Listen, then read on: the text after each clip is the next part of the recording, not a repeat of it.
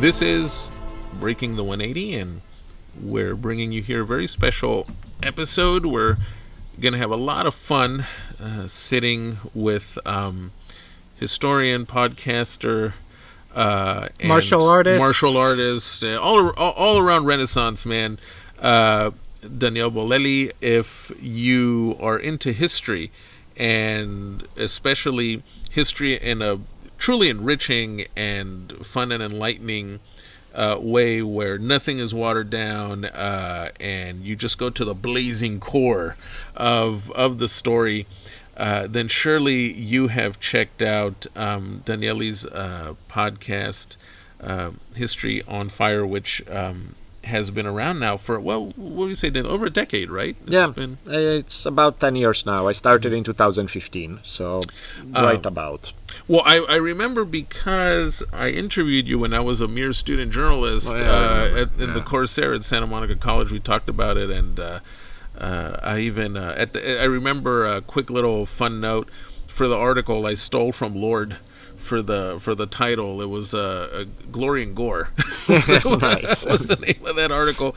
But today we're sitting here in Ojai to discuss a movie that Sebastian and myself have really liked for the last 14 years or so, Mongol. When he was a boy,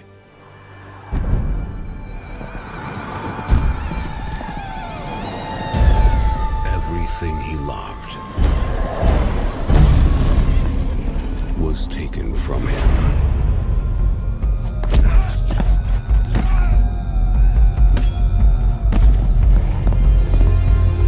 When he became a man,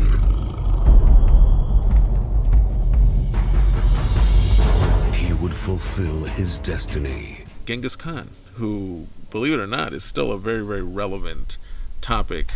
Let's start by jumping into our initial thoughts of the film, and I think we should hand the floor over first to our guest on what you thought about Mongol. To start things off, do you guys have it? I forgot the exact year. What year did it come out?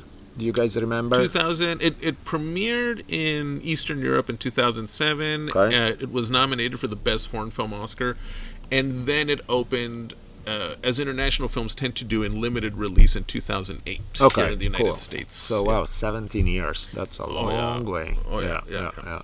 No, I loved it. I actually watched it way back then in the movie theater, I guess, in 2008. And I remember enjoying it back then. I watched it since probably another 3 times on DVD.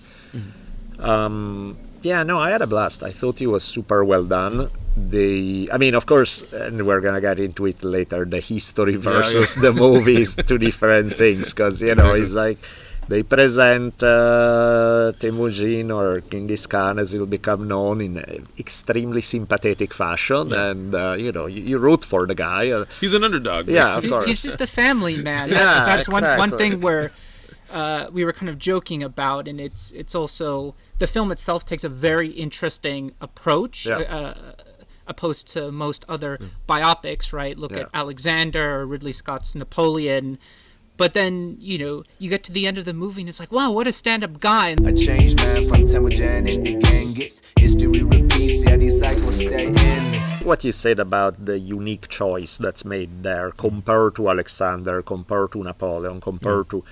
They don't go through Genghis Khan's life as a whole. They go through very early life. Not just his child. Actually, there's some about his childhood, but then they go primarily childhood and then early adulthood, when everything is happening in Mongolia right next to it. And then it's not happening where Genghis is going to start conquering half of the world, which is where it's going to be a little harder to spin it in a more... The early story, you can conceivably spin it in a good direction. You can build on it and with some fantasy spin it in a way that the guy can come out well. Clearly, that would be... It sort of reminds me of when they did... I forget if it was in the Moses movie. Was it the Moses movie that they cut at Mount Sinai? That was the animated one, right? The Prince of Egypt. Yeah. Where it's just the biblical tale of the Hebrews leaving Egypt and escaping slavery, poor oppressed people, all through. And my favorite part was, which I always wonder when I saw that they were making the movie, was like, how are they gonna play with this one, where at Mount Sinai, after Moses disappeared for 40 days up the mountain, bunch of the Jewish people are like, this monotheism business, we're not so sold. Right. He's probably dead anyway, he's gone. So they go back to instead worshipping sort of the more polytheistic vibe that existed throughout the Middle East. Moses come back down, mad as hell, and then gather all of his guys, and they're like, what are we to do? These guys are us, our friends, our neighbors, but they are worshipping other gods, so grab your swords, let's go in from one side of the camp to another and kill them all. And, then you have the massacre of some 3,000 Jewish tribesmen. I was like, let's see where the whole Moses story goes there, and of course, that's why in filmmaking is a good idea. That's a good spot to cut right before it goes there. Same with Genghis. In the Cecil B. DeMille, it's funny how they kind of allude to that, but in a very conservative, of course. American Protestant way, where Charlton Heston comes down and he sees everybody worshiping the golden calf, so he just takes the tablets and just throws them. So the fury of God just massacres all these people, and it's like telling viewers, hey, if you stray away from the right monotheistic form of belief, then you will be smited and turned into. Well, you see, that's another great point that you bring up, because when it comes to biopics, especially for well-known characters in history, and I also want to reference an article you just wrote on Substack, which basically calls out one of the canonized books about the indigenous experience that, at least in this country, but I think it's a very human thing, we like to have the narrative in front of us. And when it comes to biopics of famous people, we expect to see them in a certain way. If they're flawed characters, okay, they might touch upon that here and there. And it's that tricky balance, because if you quote unquote go against the grain, which in a way isn't, right? It's more to how these people were in history based on primary sources and, of course, the great historians out there. And I think that's always the trouble with writing, filming, right? Turning history into art or a pop culture spectacle. And at least in Mongol, it almost feels a little bit more subdued. I think part of that, my understanding is that the story of Genghis Khan was supposed to be a trilogy. It never happened, but retroactively, right, it makes the character more subdued. It may have not been a bad idea to cut it at the first movie. As good as that movie is, where it goes after, it gets pretty ugly. Well, but then the question goes, that fine line between making relatable character versus the reality. So you either swing into propaganda, or it just becomes just like Eli Roth, the blood spilled.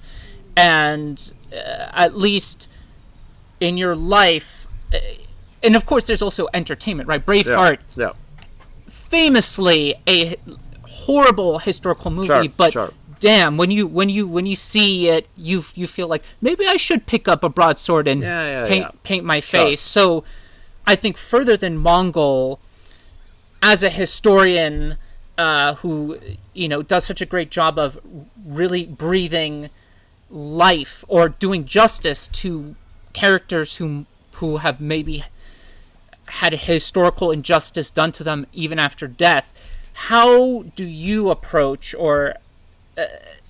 movies like Mongol from that aspect? I know it's kind of a loaded question, because there's enjoying what you see, but also just characterization, I guess, is the. I think with Mongol, I love the movie regardless, so didn't really care. I do see, though, that it's kind of a problem sometime when you pick... Like, I'll tell you a story about this stuff that I'm actually playing with now, because I'm switching out. I've done things in the past. Back a bunch of years ago, at some point, I'd written this screenplay, and it looked like it was gonna go in a big way, because I'd met with Oliver Stone, who wanted to direct it, the Ben Foster wanted to star in it, you know, it had everything lined up to go. And it was like a mini-series about the Little Bigorn, you know, Custer and the Little Bigorn and all of that.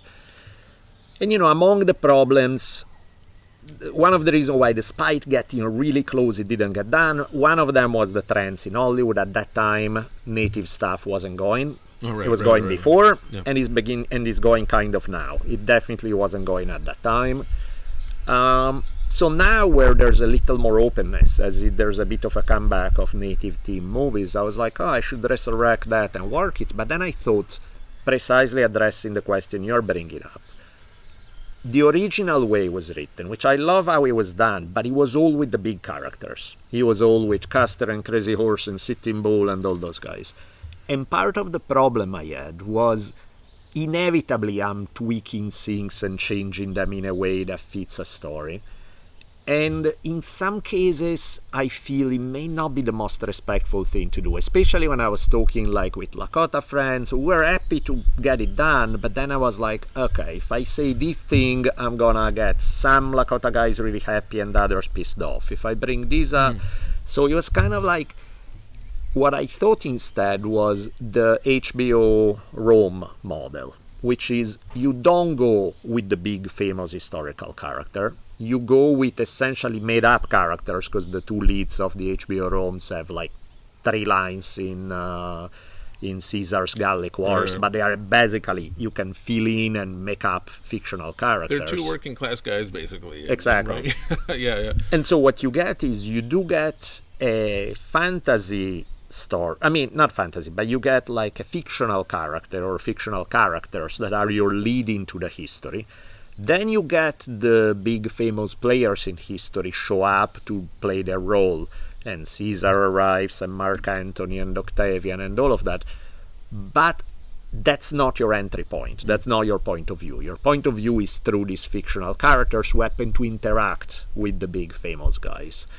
I tend to like that. I tend to like that approach, because it gives you more freedom to bring a certain authenticity to it, without having to do exactly what you said. Either do like this celebratory, this guy was the greatest guy ever type of story, which inevitably would sweep a bunch of stuff under the rug, or turn it into, you know, I think is an easier way to approach history. Because Custer is one of those guys too. The only movie about him, Son of the Morning Star, made in the 90s for TV, based on the book. It also falls into that trap where, he's massacring these indigenous peoples, but he was such a dashing military figure and such a brilliant, tactician, and a slave to his own ego, but that's what makes him kind of appealing and all that. Whereas that approach, it makes me wonder if a Mongol would have been very interesting to see it from the vantage point of someone else. Right. Because a figure like Genghis Khan, like Alexander, Xerxes, or any of these giant historical figures, they're so distant also in time from us now that getting to know them or getting close to them is almost in a way impossible. Right, I would think so. But I think like what they did well with Mongol, why I think they avoided that trap, was that they pick a part of the life of Genghis Khan where we know, they go through his childhood, they go through him being a nobody, and they go through him being a tribal chieftain. They don't go through the part that history knows as Genghis Khan. That's where. So in a way, even though they are going for the famous lead character, he's a famous lead character whose arc of the story is the least known of all. It's not what he's known for to history for the part that we see in Mongol, And no, that's an excellent point. And I think both of you brought up 2 things that I definitely wanted to touch upon in this conversation, which is one, HBO Rome, which to me is one of the great historical epics, canceled too soon. And on the media front kind of laid the foundations for what we would see in prestige TV. In order to sell another time and space, sometimes it is better to either create a fictional character, or what you do, and I think we know this well since we're working on a story about the poet Roque Dalton, that sometimes you need to compress 3 characters into one. So that historical drama element to sell the thesis of your piece. Or you take a fragment of a character's life. Exactly. And I think with Mongol, that's why it's particularly interesting. And that's why I think something like Napoleon and Alexander fail, because the directors and the writers, one, they buy into the mythology, but they feel like, oh, we have to show all these key points, which and there's then no way. You learn nothing.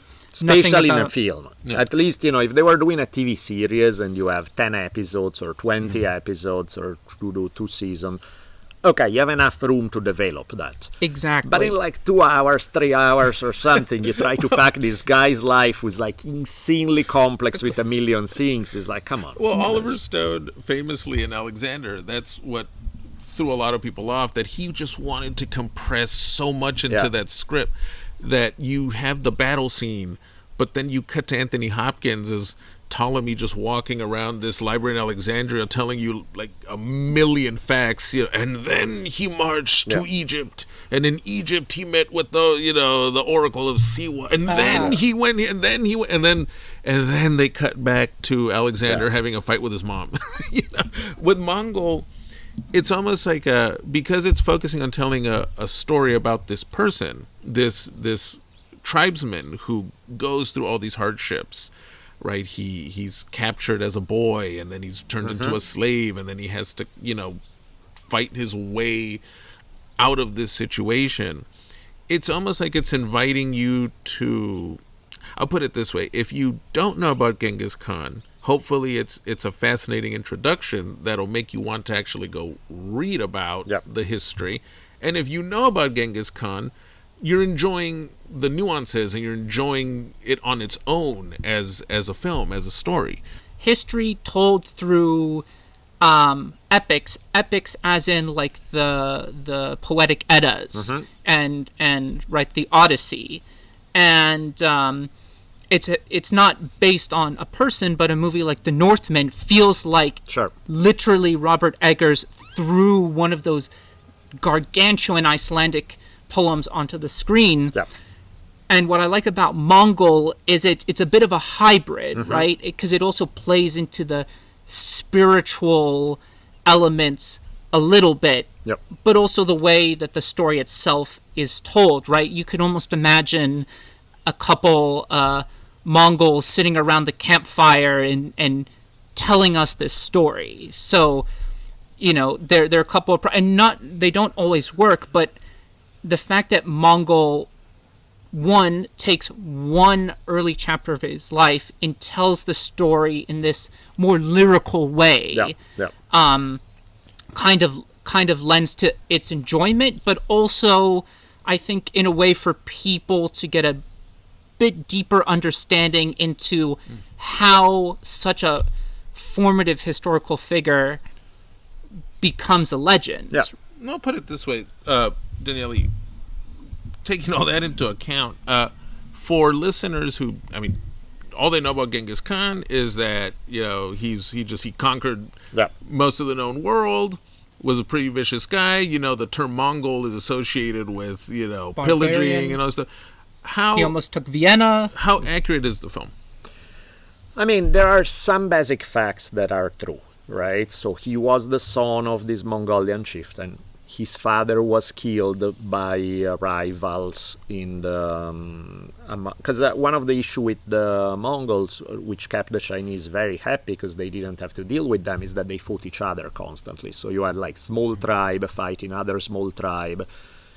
Otherwise, they would have been terrifying, and they will be terrifying once Genghis Khan unite them. Is that usually they were always divided, and so you're dealing with like tribal squabbles that never really make it into the history books because the Chinese are safely on the other side and they don't have to deal with them. Most of what we know about Genghis Khan, at least these details, from what I understand, comes from this the secret history of the Mongols, right? That for centuries no one knew how to get to. You know, and Genghis Khan's legacy was so sensitive that even the Soviets blocked off the area where he was from because they didn't want people to turn it into a shrine and forget the fact that after the Russian Revolution that, hey, forget about all this stuff. We're all part of the, whatever, you know, the communist family or whatever. So you would say, at least on those points, the film is fairly accurate. Yeah. I mean, all that setup is true. The setups of him being this orphan in terrible situation is true. The setup about eventually when he marries his first wife, how she's then shortly thereafter kidnapped by a rival tribe, and he's able to rescue her after only 1 year or so. And by that point she's pregnant, and there's this thing that not entirely clear that the kid was his, but he accepts her anyway. All of that, all this stuff, true, absolutely factual. The rest, of course, you know, but you know, that's what I'm saying is like they managed to take a good chunk of factual stuff and then play with it. But you know, a lot of the basic elements of the stories are not made up. Now, one thing I was going to ask you, and I found it really fascinating in this film, is they gave his first wife, Borte is her name, a lot of agency. Now, I don't know if it was specific just to Temujin or if in the Mongolian steppe culture, if that was a reality of their way of life. Somewhat, yes. I mean, even later, there will be times when there are Mongolian queens who are exercising a hell of a lot of power, you know? So, was it still a fairly macho society? Yes, it was. But it wasn't like 100-0, you know? It's like women still had a certain degree of agency. One can argue exactly on how much, but you know, you're not taking a society where women had zero agency and you're making up some agency that just flat out not there. You're taking a society where there's some, and maybe you're hyping it up because of course then there's individual variation too, where it's like once you assume that there's a certain level of agency, how much you want to give a character, then it becomes a choice because of course there was variation from one tribe to another, from one family to another, and so on. Yeah, because, you know, in basically, there's a good stretch in the movie where we step away from Genghis Khan while he's incarcerated, and we follow her basically traveling with one of the few merchants who travels the desert, and she helps rescue him. And one of those, I mean, cinematically in storytelling, it's fantastic. You know, especially a movie that is about 15 years old and before studios became consciously aware of giving voices to, you know, to women and other marginalized folks. In the records, do we hear from other sources about this woman doing these things, or is this one of those creative? I think is made up. What is not made up on the sources, it does seem like Genghis, despite the fact that of course he's gonna have 3 zillion wives and concubines and all of that, he did seem genuinely taken with his first wife. And even the fact that, you know, he took her back, acknowledged her son who probably wasn't really his, that was a big deal. You know, that was a big deal. That showed that he really cared for her, that he was and in fact the movie, in many ways, the movie is kind of spun as a love story. You know, there's a huge chunk of the movie is about their love story between the two of them. And the other fascinating aspect of the movie, too, is the way it finds ways to articulate the Mongol system of belief, too, right? Mongols, their idea of God, quote-unquote God, was almost the open sky, right?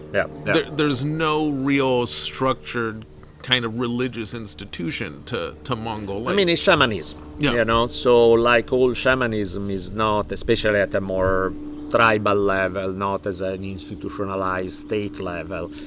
When you're dealing with shamanism, you're dealing with, there's a lot of flexibility. There are beliefs, but how you approach them, the ceremony, the beliefs, the thing will vary tremendously from one context to another. Because, I mean, part of what makes shamanism different from other forms of organized religion is that the whole premise is that you have an interaction with spirits. And it's not a one-way to communication where you're praying to something but you're not really hearing the answer. Part of the deal of shamanism is that there's a two-way communication where spirits interact with you through dreams, through vision, they talk to you, they tell you what to do. So if you have this direct thing, of course there's going to be more variation because the message that somebody gets may be different from a message somebody else gets, and that's part of the deal. It's like it's your vision, it's your dream, it's your spirit that told you this thing. Is not we have these beliefs about this high god. We don't really hear from this high god, but the priest told us that if we do this and that, it's fine. That inevitably is going to be a little more structured because there's no way to... It doesn't have the flexibility of a two-way communication, which is what shamanism assumes. And do you think this is why once Genghis Khan starts his conquest, there is this idea to the Mongolian Empire that even though obviously there was brutality and violence involved, they were still more tolerant of the beliefs of the people they conquered. Totally. I mean, that's one of the paradoxes of Genghis Khan, that on one hand, when you look at the history of Mongol conquest, is a record of atrocious brutality one after another. But when it comes to how they ran their empire, as far as religious tolerance, they were way ahead of anyone else in the world as far as big societies go at the time. It's like they believed that whatever the hell you want. Their attitude was very I mean, it's kind of like, it's something that I hammer on when I teach history of religions, on the difference between exclusive religions versus inclusive ones. And the main difference is that exclusive argue that this one high god tell you the truth. And if the one high god tells you the truth, then there's not much room for breaking away from it. It's like, this is the truth, this is it. The truth goes... If I hear that you have a different religious viewpoint, I pretty much never even have to hear what you have to say, because as long as I know that the religious viewpoint is different from mine, and I have the truth, because God gave me the one and only truth, automatically you must be wrong. So that's exclusive, because in other words, it's like you cannot really mix it with something else. I cannot be Christian and Muslim at the same time, because the idea is there's one revelation that's true and that's the end of it. Inclusive are often based on shamanic ideas, which is your understanding of the truth is always partial. You get a glimpse on it. You get perceived through this one spirit that talked to you this one time. You get this. So anybody else making a claim to some religious or spiritual truth, I cannot discount it out of hand immediately, because it may just be that you have another piece of the puzzle that I'm missing. So I'm just going to test it out. I'm going to see if it makes sense or not. So in the Mongol thing, like what you were saying, their attitude is, look, we know our way is a way, but we don't necessarily know that all these other religions are entirely wrong or something. Maybe they have... So their attitude was, you know what? Why don't you all guys, whether you're Taoist, whether you're Christian, whether you're Muslim, whether you're whatever the hell, why don't you guys all pray for the health of the Khan? Just in case one of you guys has a special lean with the But you know what's fascinating? The way you discuss it, it sounds like it's an early form of the scientific method. One thing back when I was in university was reading about the Vikings' relationship with their paganism, right? Because also the Vikings talk about a group of people who have been completely diluted into pop culture. But one thing I read that was fascinating is their gods, Thor and all these other people, stood in for the elements. It was their way of understanding or conceptualizing the larger world in ways that now we, using modern science, can explain roughly the phenomena, but it was also a flexible relationship. Yeah. For example, bringing in Christianity, I wish I had the book from the top of my head, but I was reading about trade in Viking societies, and when they first ran into monks and heard about the big JC, for them, it was just another god. Exactly. Right? They didn't just switch to a Add monotheistic... it on to the list. They added it on Totally. to the list. But it's so fascinating hearing about what we'd call shamanistic culture, paganism, and even early Christianity, right? People like Thomas Aquinas, they use religion to explore, mathematics and philosophy. And I think now in the modern world, we see these two things as separate. Yeah, completely. Right? They can't Of course. coexist. But I always find it amazing to read accounts of how these rituals were basically forms of science. Yeah. And I think part of what makes it different as a mindset is that, think about how in Western religion, as you said, you cannot just add, let me rephrase, monotheistic Western religion, you cannot just add another viewpoint, because the idea is there's only one truth, there's one method. But even if you think about, without going to tribal society, but if you think about China before communism, people could be Buddhist, Taoist, Confucianist at the same time. Like the same person could be all those things, because the idea is I do my Buddhism in this part of my life that fits, and Buddhism is pretty strong for that stuff. Not as cool for these other things where I'll use Taoist practices, and when it comes to regulating society, so you would be all of them sometime. I mean, some people would have a preference and there would be one thing only, but other people freely mixed from one to the other, because the idea is that they all have, how UFC does mixed martial arts? This is like mixed religions in a way. It's the idea that there's no one way that has all the answer from A to Z.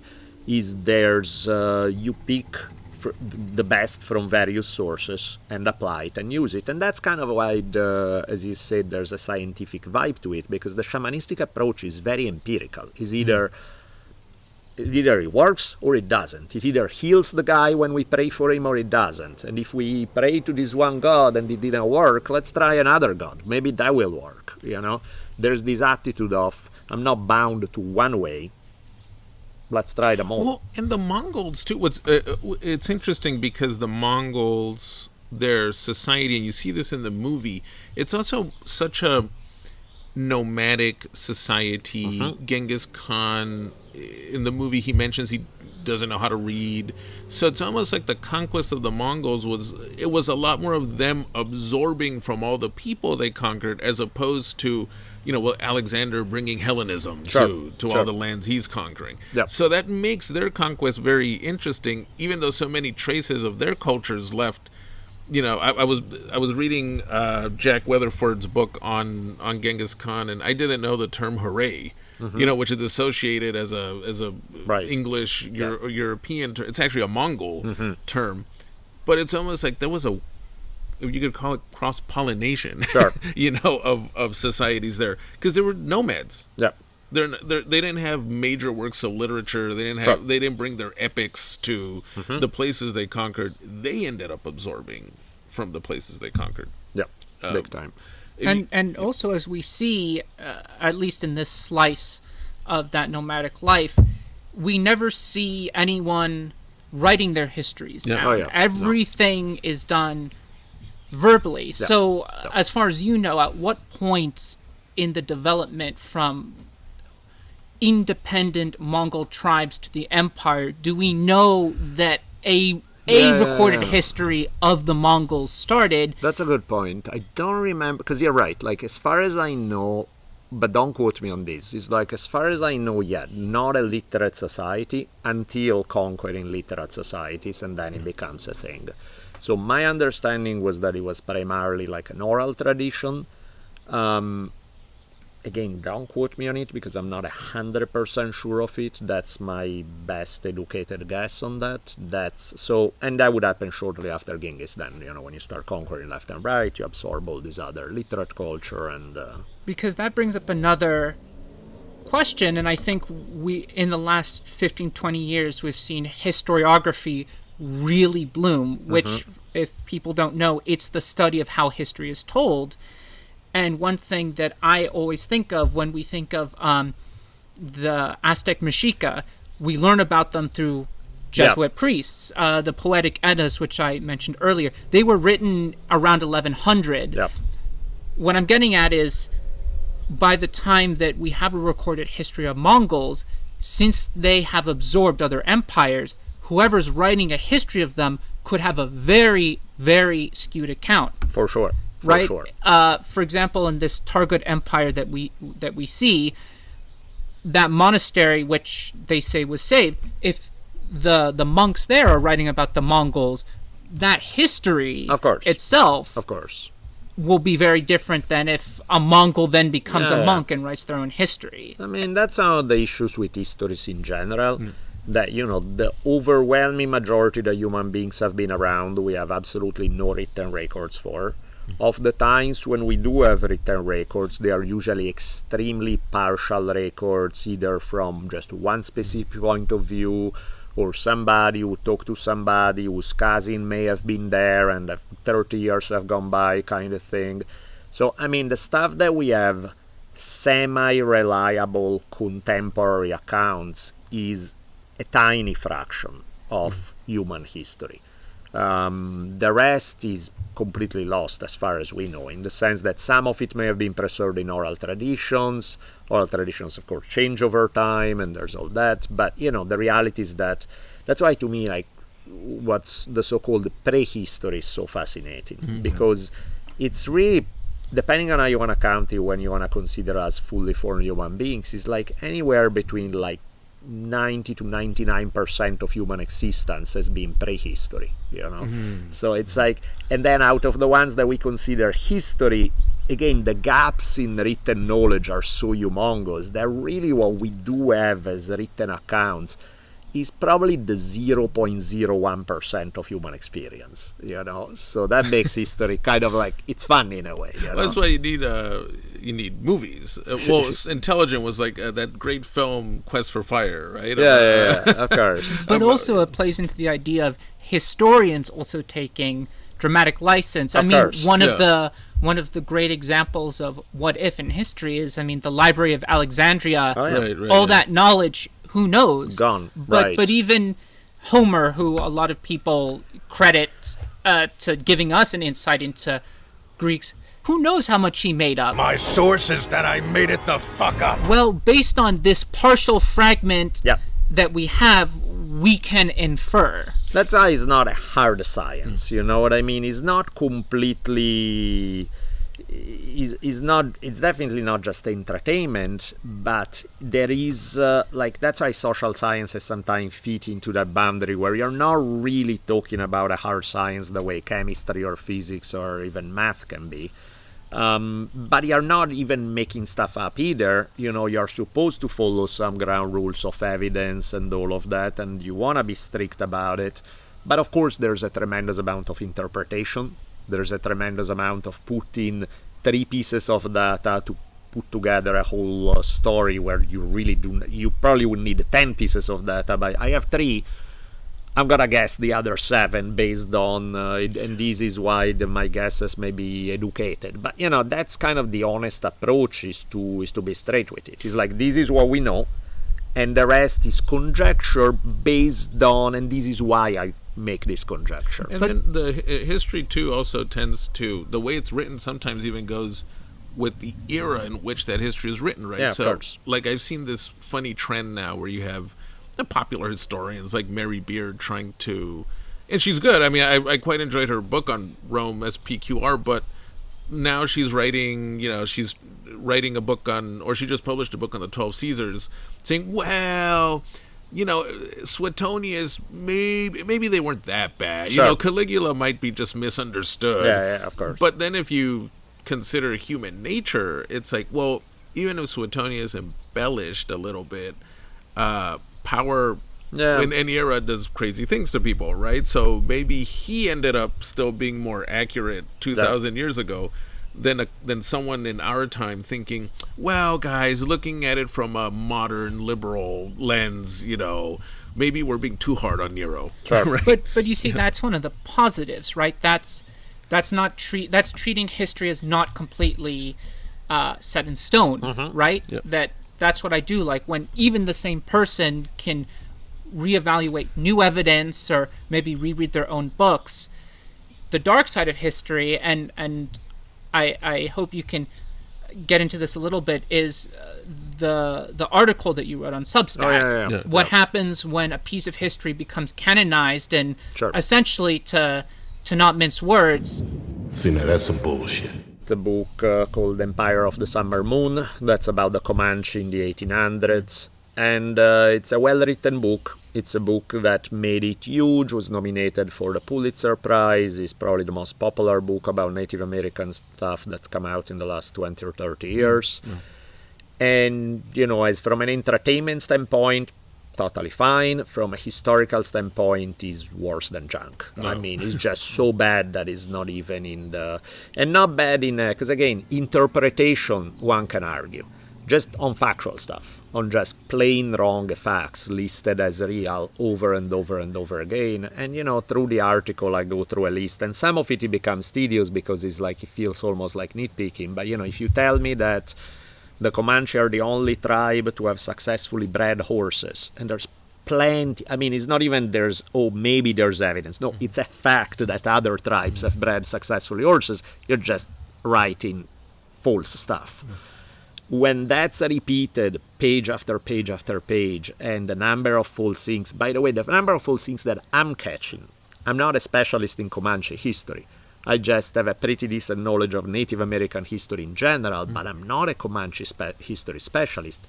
If I'm catching 3 zillion mistakes, there's a problem, And then also, I was wondering, why would it be that something like this, which is essentially from a historical standpoint is straight up trash, pass the vetting process to the point of becoming a finalist for the Pulitzer Prize?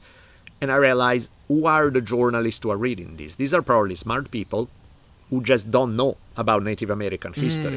They just don't have the facts. So they read certain assertions, no light goes off in their brain going, that doesn't sound right, because they haven't been exposed to anything else that would make that light go off. So even somebody who's smart, presented with facts on stuff that they don't read, they haven't done their homework enough, they wouldn't know that there's anything problematic with that. Which I think in that sense is a commentary also, we are exposed to so many issues constantly, and, social media is all about having an opinion about everything.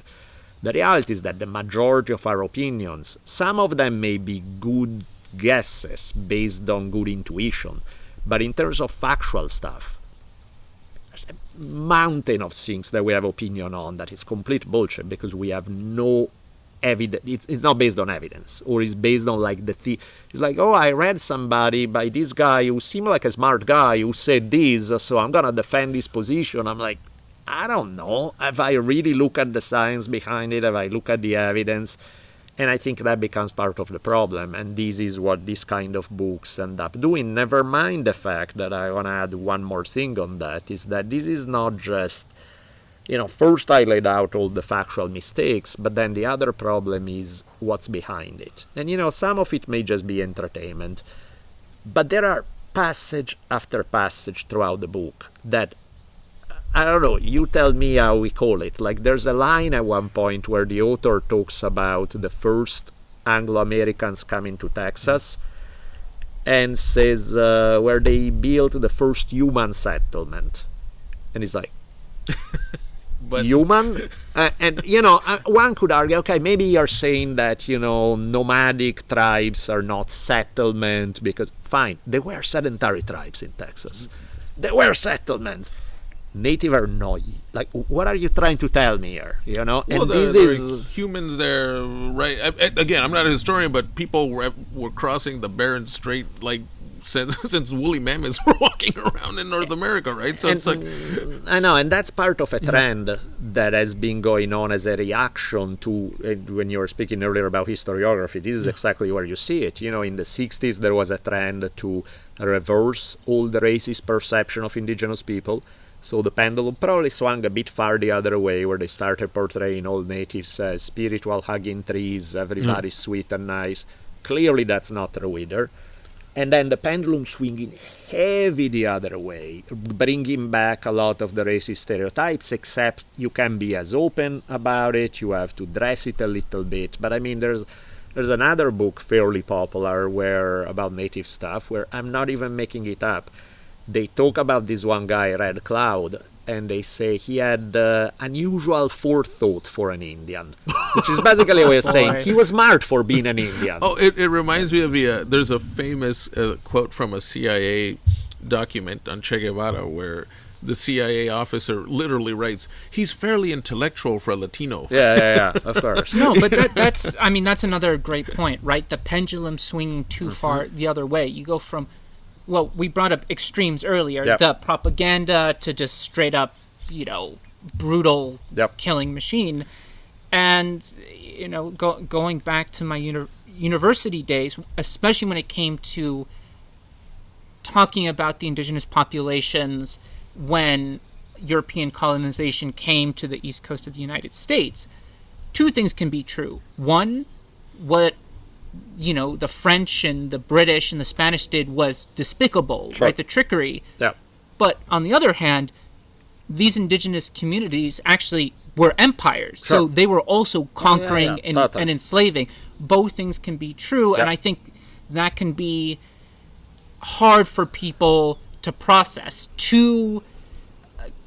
I don't want to use the word complicated because that word gets used to kind of defer reality. But the fact that the way we think about the interactions of history, we need good guys and bad guys. One side is the victim, one side is the aggressor. And I think because the more those ideas get repeated, right, it becomes ingrained into people's heads. So trying to course correct can be very, very difficult, especially if, let's say, the book you're talking about, they have a doctor or blah, blah, blah, blah, blah, PhD from Harvard University. Well, this guy's from Harvard. What do you know to contradict his claims? I guess it goes to the question, Danielle, of how much do you think ideology plays sometimes into these? Because what you just said about this book reminds me of this controversy from the 80s of this book called From Time Immemorial that tried to argue that in pre-Israel Palestine that there wasn't really anyone there until until the 1920s, so and whatever one's stance is on that conflict it's clearly a way of almost saying, well, we don't really have to argue about this conflict because there wasn't anyone there anyway before, so in a book like the one you dissect in your essay, how much of a struggle do you think it is for the historian to separate ideology from their interpretation of facts? Oh, that's a really good question. Well, and I think that's the problem, that, as a historian, and of course it's hard because you're human, but as much as humanly possible, you do not want your interpretation to be driven by an ideology, because it's going to inevitably make you start downplaying a bunch of facts that don't fit, hyping a bunch of facts that you want it to be real even more than they are. So rather than being 20% real, I'm gonna make them 90% real. It's like so to me it's like, and this goes to the heart of just one of the big human problems, which is, to me, one of the deepest forms of wisdom revolves around paradox, about your ability to hold thoughts that don't seem initially to go together, a knowledge that, as you said, A can be true, B can also be true. It's not that because A is true, B must be automatically false. Now, the other dogma that we fall into is, if we do become smart enough to figure out, two different things can be true at the same time, is to argue, well, they are all equally true then. And it's not necessarily true either, because, you can make an argument that, this society did this thing that were awful, This society also did things were awful. However, objectively, this society did it like 85% of the time, and this society did it 32%. Substantial. Both are not perfect, like black and white stories, but the percentages vary. You know what I mean? It's kind of like you can look at Nazi ideology today, and I'm sure you can find 2% of stuff that they say where you go like, okay, well, that's fair. That wasn't a dumb point. But it's surrounded by 98% of crap. Now, I take some other ideology where they are 65% right and 35% wrong. I'm not just going to say, it's all shades of gray. It's like, no, the difference is pretty dramatic. Yes, none of them are perfect, and none of them are entirely evil, but the percentages vary quite a bit. Well, it's like the argument I've heard sometimes from conservatives about the Spanish conquest. Like, well, but the Aztecs sacrificed people. Sure. So Sure. mean, why are we complaining about the consequences of the conquest? And that kind of goes to what you were just saying now too, which is like there's a weird trend going on now where World War II. I've argued with conservatives who don't even want to debate the differences between fascism and communism. Sure. It's like it's all the same. It's all the same. There were two dictators and they were fighting each other. So what's but that erases the nuances of the historical process, all the different factors that lead to history, to the actions that motivate history. Well, 100%. And I think another thing you brought up, which is so important, and yes, two things can be true, but the context in how those pieces of information connect, very important, and just the general context in how they're being told, right? Because I think another issue I think you were kind of alluding to is extrapolating a bit from one piece of information and then saying, well, see, this is evidence to the contrary. So it's just that it's that difficult battle of how exactly do we fit pieces of information together, and I think also importantly is how it's told. One thing that I've seen when interviews that you've done, the most recent interview on your YouTube channel, how do we tell, assuming our facts are all good, right? That has to be the groundwork for this entire profession or what we call it, but how do we tell it in a way that's engaging to people? Because I can tell you as a fact, I've read very, very informative books on X and Y, but oh my God, after two pages, I just want to bring the noose out. And I think one thing with your podcast and the way that you write, it feels like it's storytelling. And I think that's why, in fact, I'm thankful that historians are so absolutely awful at communicating, because it gives me a job in that regard. Because you're right, it's like, that's really what I do with my podcast, with History on Fire, is I read a bunch of books that are usually pretty damn accurate, or as accurate as it's gonna be, and they are tedious to the point of being painful. I extract all the raw data from it, put it on the page. Okay, now I have a bunch of probably accurate raw data. How do I now turn it into a story that somebody wants to hear? And that becomes the point, try to say, okay, how do you tell it? How do you write it? How do you put it in a language, with a pace, with the timing you're not changing anything. You stick, the history part is the digging through the data and making sure that that's accurate. Now, the next part is figuring out how to communicate it to people who are not a captive audience, who you need to convince that they want to put time into doing that. And of course, it needs to be entertaining. But to me, entertainment and accuracy don't need to clash with one another. Like the guy who did Empire of the Summer Moon could have written a great book if he just stuck to actual real history. It's like, because the way he writes, he's good as an entertainer. He's just awful as an historian, and he may have a bit of a racist bent, but that's beside the point. It's like, so to me, it's like, it's not that you can't do it. To compare it, there's another book about indigenous stuff where it's called The Dull Nights of Pine Ridge, also written by a journalist, not by a historian, written superbly well, and research perfectly, right? So that's an example of how you write a damn good history book. You know, he did his homework, he studied, he learned the history, but he's also a journalist who knows how to tell a story in a captivating and engaging way, and it feels like you're watching a movie. Gore Vidal, right, probably wrote the best American historical novels. Also didn't even graduate from university, but he famously would do the research. Like he would do the reading.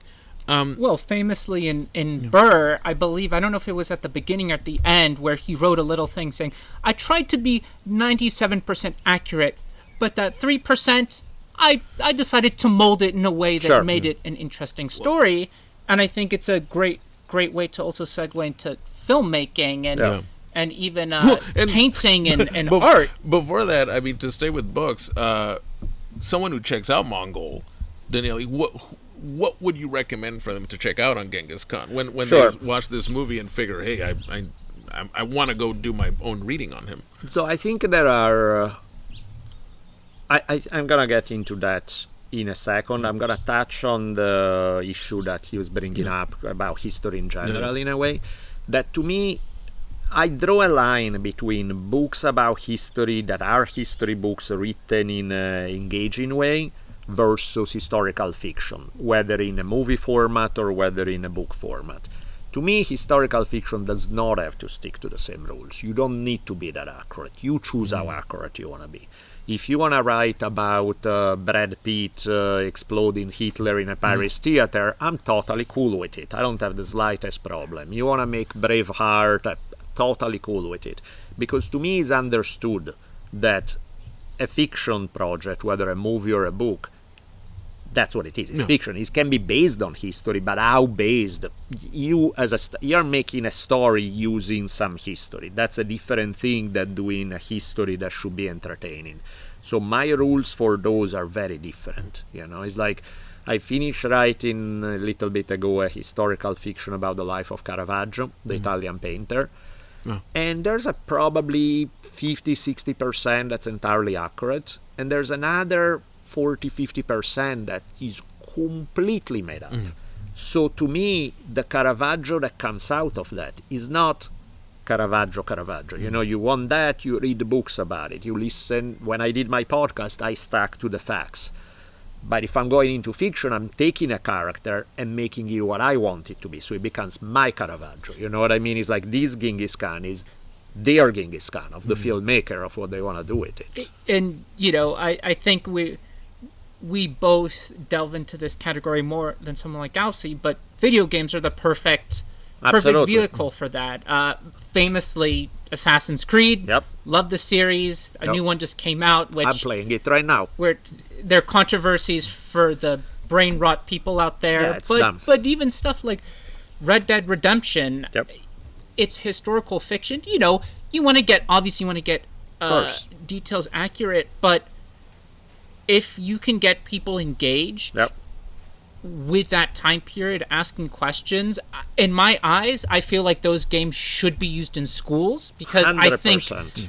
I think the fact that academia does this weird thing, and it's same with the classical music world, where they want everyone to engage with it on their terms, I think is so wrong. And then they complain when Gen Z and Gen Alpha tune out after 15 seconds. Of course. And obviously, you know, with the setting, you want to get as much right as possible, but I think with the new one, Shadows, particularly I want to bring that up because one of the main characters is a guy called Yasuke, and I think it's amazing because he's a historical figure that's kind of shrouded in mystery. Absolutely. Kind of what we were talking about the movie Mongol. There are pieces of evidence about who this character was at a certain time, but part of making it historical fiction, and I think this is so cool, is let's translate it. Let's make a version of this character that's engaging to people. Absolutely. And I think that's a perfect character, right? Because we know he's real, but we have probably a page of material about him. So that leaves a screenwriter free to make up whatever they want based on the basic facts, and that's fine. And you mentioned the video games, and then I swear I'm gonna get back to your question about Genghis, but like you mentioned the video games. When I hadn't played games in forever, and then during COVID I got a PS4. I was like, screw it, let's do this. And I started, it was specifically to play Far Cry Primal, which is set in prehistoric times. Now, of course, your lead character at some point is riding a saber-toothed tiger. We're not going for accuracy, but we're going for a feel of a world. You know what I mean? You never know, though, right? But like, what does it feel like to wake up in a camp in that kind of mountains? It's like, of course, I'm not going to expect the details to be correct because it's fiction. It's true. And a fun fact about that game, they actually got an ethno-linguist to create a whole new language for that game. 3. So, and all these games do bring in historians, but again, you want to get as much right, but you want to engage with people. Absolutely. You want people to feel fascinated about what it felt like to have walked around colonial Boston, colonial New York, at the during Ptolemaic Egypt. And I think, probably not now based on a certain Orange administration, but I believe the Smithsonian has clips from Assassin's Creed 3 because the environments were as close to how we would see that now. And I think that is kind of the way forward. Yeah, it's always been a debate too with art, because Oliver Stone, there's a great book where he debates these historians. It's called Oliver Stone's USA, where he has to make the argument for the value of being a dramatist. And because some of these, Stephen Ambrose, this one historian who, a bit of a conservative, he attacks him because in his movie about Nixon, he shows Nixon getting drunk in the White House with his, and Stone, he makes this very lucid argument saying, well, we know he would pour himself a whiskey when Watergate was getting really bad. He goes, my job as a dramatist is to focus also on feelings, emotions, and how... Totally. And at the end of the day, going to what we were just discussing right now, it's almost like we forget that history is made by human beings, by human lives. And humans, we're driven by jealousies, we're driven by passions. And I was watching an interview with this British more of an activist, Tariq Ali, who talks about how, someone like Lenin, if you put it's not just about the communist ideology. He was really moved to be a revolutionary because his brother was hung by the Tsar. Sure. That's really what motivated him to then join the revolutionary underground. And when it comes to this debate about video games, the world is changing. Technology is always going to be changing. If it can give people the visceral feeling of what makes history, then not only may they get interested in history, but they may see life differently. Totally. And that's, I think, why when somebody has a criticism of a movie or a book that's clearly labeled as fiction, that it's not accurate, I'm like, well, you're going with the wrong set of expectations. It's not supposed accuracy is a screenwriter choice. You decide how accurate or not you want to make it. I think it also depends on the approach that you raise those criticisms, right? There's a channel I really like on YouTube called History Buff or something, where the guy basically goes through historical movies and talks about what they get right and wrong. But the approach is very interesting because it's not, sometimes where it's like, this is, I guess, more of a subjective thing, but if it's so bad, it's like, what is going on? No one could just check one fact versus, well, this is kind of true, but they took creative license, as in it's more educational, like, hey, this is a very good movie, but it didn't happen this way because of these sources. I think, totally, and that's fair, because somebody may have a question and they don't want to read 5 books about it, so they are like, oh, how much of this was real and how much not. That's totally fair. It's more the criticism of like, oh, that was not true, so this is junk. And it's like, no, it's not, it's storytelling, and It's not a documentary. Exactly. The exception I made is when you push propaganda, especially when it's connected to... So, for example, when Clint Eastwood made American Sniper. Oh, yes, yes. And you start with 9/11. Yeah. And the next thing you see him in Iraq, like there's a connection between the two. Like, like the implication for anybody who's watching it is that the war in Iraq is because somehow Saddam must have been involved with 9/11. Right. And they're like, whoa, that's a bit of a different kind of thing. But in most cases, especially when you're talking about ancient history where nobody cares whether Octavian had sex with his sister or not or something, it's like, that's different story. You know what I mean? That's a more... But I guess, back to your thing, because I eventually was going to make my way back. I kept hijacking it. It's like, oh yeah, this thing. But yes. I think like the Secret History of the Mongols would be step one, because that's your first main primary sources about Genghis' life. Is probably, a lot of it is probably made up and embellished, and all of that is also pretty damn well written. It's a good, like, some passages are like, wow, this is pretty poetic, you know. So it's Secret History of the Mongols would be one. Take a look at some secondary sources like the book you have. Jack Weatherford's, it's called, for listeners, Genghis Khan and the Making of the Modern World, which I found very well written. He's a good narrative writer, but he does almost become too much of a fanboy. Yeah. There's some, and that's why I think anytime you read a book, even that's supposed to be history, go to Amazon and look at the 1-star reviews and see what the big criticisms are. Now, a bunch of times they are pretty meaningless criticism, or they seem misguided, or they use the word woke 600 times. Yeah, or you get like the guy who's the book arrived without cover, I'm giving it 1 star. It's like, that is not what you're writing reviews for, you know. It's like so sometime, and this is what you'll get when you read about him. You'll see he's clearly revisionist, heavily on the other side, and so you read it knowing that that's where he comes from, you know. And then the other aspect, one series, speaking of podcasting, that was fantastic. I think it's behind the paywall now, but like Dan Carlin did this whole series called Wrath of the Khans. That's all the story of Genghis, basically. It follows his story, I think his sons. He doesn't get to Kublai Khan, doesn't get to the later stage.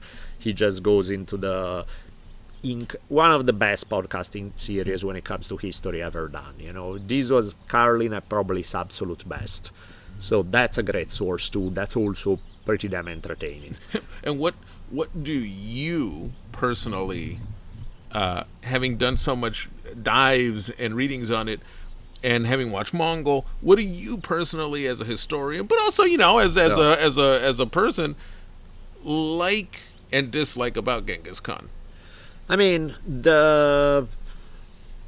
as far as being organizational / military / genius, for sure.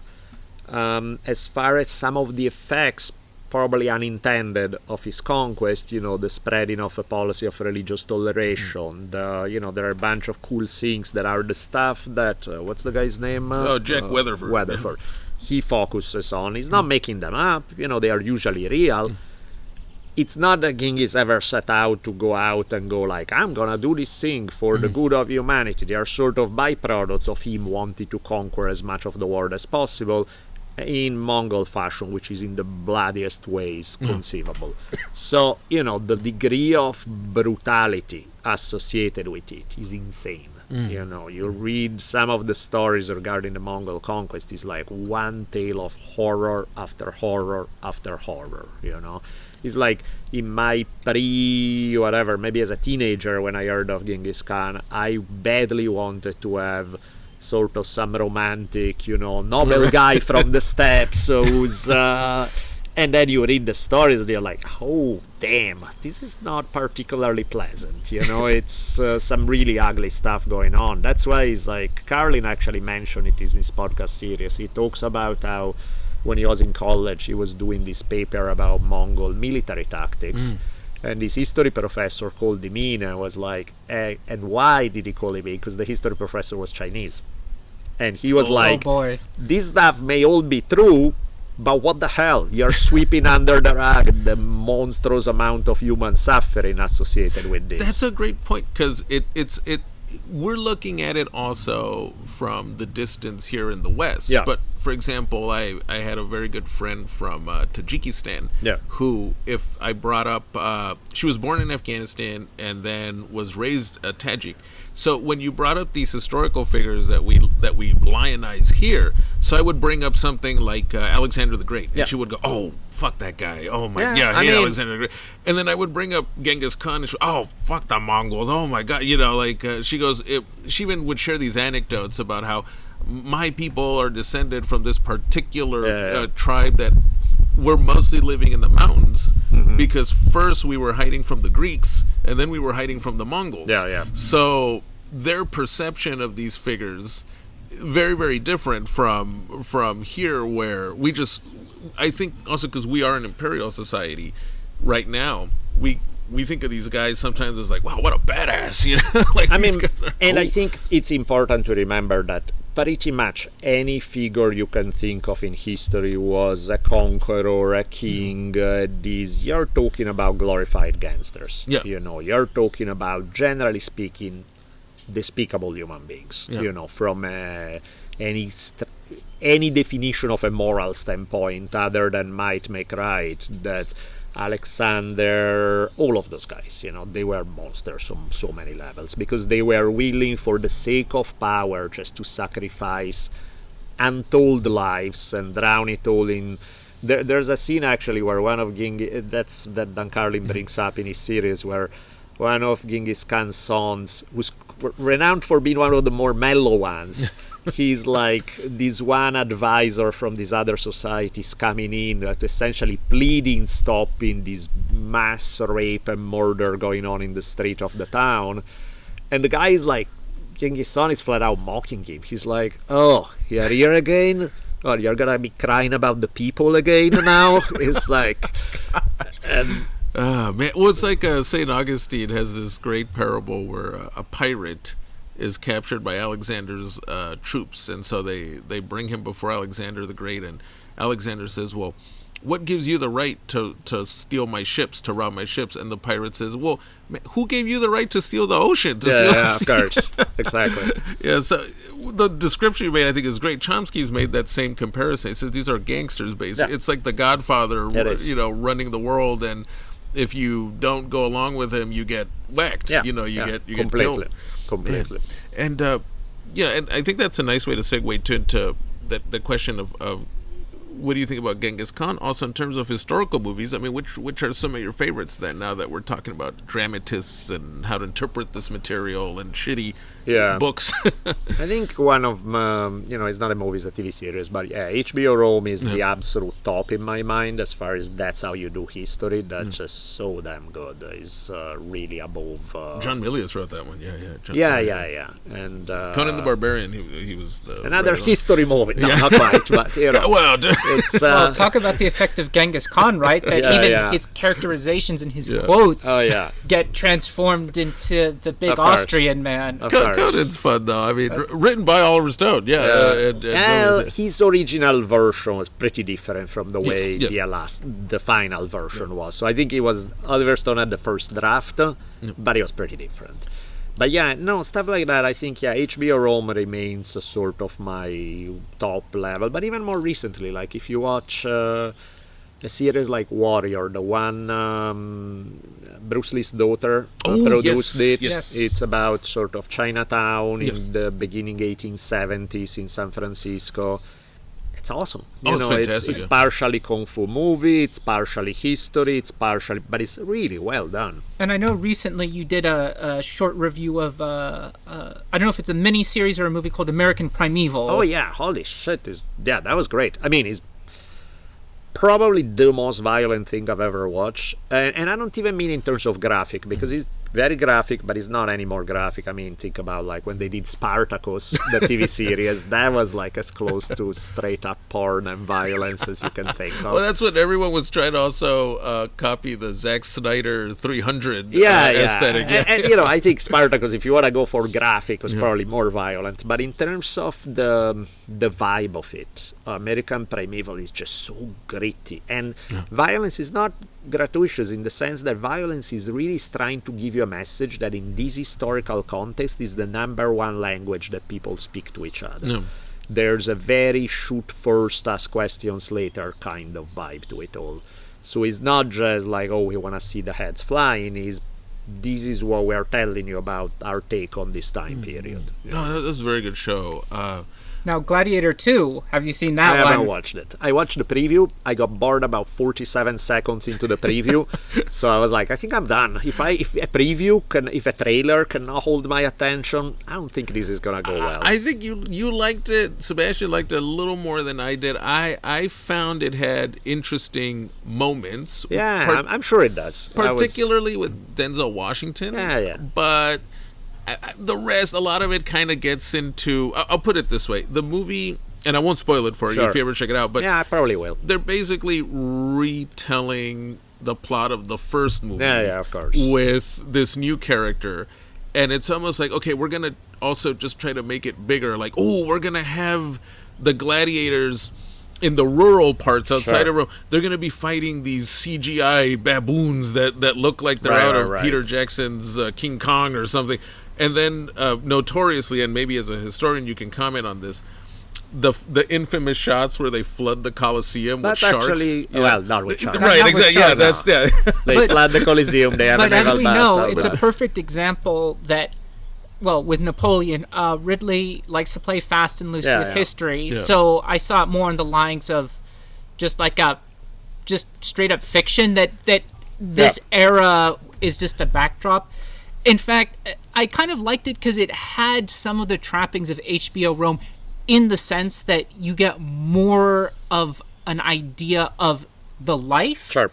With a little bit of Caligula, the Ultimate Cut, which is actually a watchable movie. Yeah. With the two twin Roman emperors, like that madness. I think, not just in the United States, but all over the world, the idea of people applauding to actual madmen. But good. In fact, that makes all sense, and I think, in fact, I will check it out, and I think I'm probably gonna have fun with it, And I think, when it comes to Ridley Scott, I think he had the dumbest comeback to the criticism, because the criticism is stupid in itself of saying you're not being accurate. It's like, again, I'm a director, I'm doing fiction. Right. This is not about accuracy, and rather than saying that, which is he's 100% right, he's like, well, historians are making shit up anyway. How do you know what? And it's like, yeah, there's an element of that's true that you don't know exactly, but there are rules of evidence that So he just had the worst comeback, but he was right in terms of as far as what he wants to do with his movie. Do whatever the hell you want. It's your vision. Right. I think it was something about the sharks that somebody criticized that scene. Something about how that species of shark would not have been.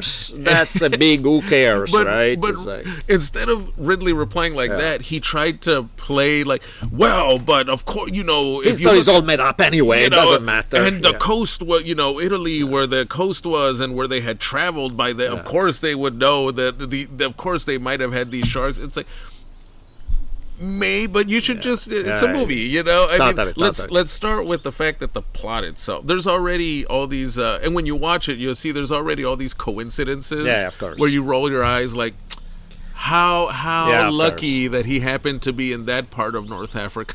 That's where the historians can take a break, and that's where the screenwriters can come in and totally. but that I think that's particularly the fun with movies and games, and it's it's a fun debate to have with the line where it's like this is unwatchable because of the history versus this is unwatchable because the screenwriters don't know how to tell. Well, like Napoleon, absolutely. In Napoleon, he has Napoleon fire cannonballs at the pyramids, which did not happen. But and I didn't like the movie. I thought Joaquin Phoenix played a very boring Napoleon. That's a cool poetic vibe to it. It's like, I was like, you know what? That says something about the megalomaniac, guy. That. Who cares? It's drama. It's beautifully done. But with what matters to me with these movies is are you telling a good story? Yeah, exactly. And does the story in a way even enrich your understanding of these personalities? And a good point Stone has made is, for example, the fact that it's not like we know 100% what everybody was saying behind closed doors. Of course. And that's why you need to make it up, and that's why you don't look for accuracy there, because of course it's going to be somebody's imagination about, and I'm totally cool with that. And that's why, again, I don't even mind the Tarantino version of making it, is like the Manson murders never happened because Brad Pitt, after killing Hitler, is now defending, that's cool. I don't have a problem with that. And I see that in Inglourious Bastards, where they kill Hitler and all that.